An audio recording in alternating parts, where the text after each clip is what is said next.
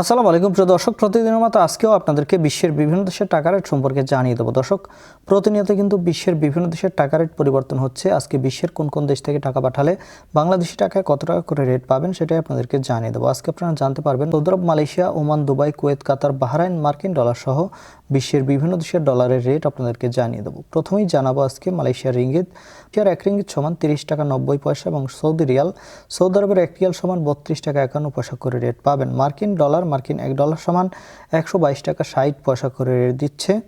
Omani Real, ওমানের 1 Real সমান 317 টাকা করে রেট দিচ্ছে। ইউনাইটেড আরব আমিরাত, দুবাইয়ের 1 দিরহাম সমান 33 টাকা 30 পয়সা। বাহরাইনি দিনার, বাহরাইনের 1 দিনার সমান 324 টাকা 34 পয়সা করে রেট পাবেন।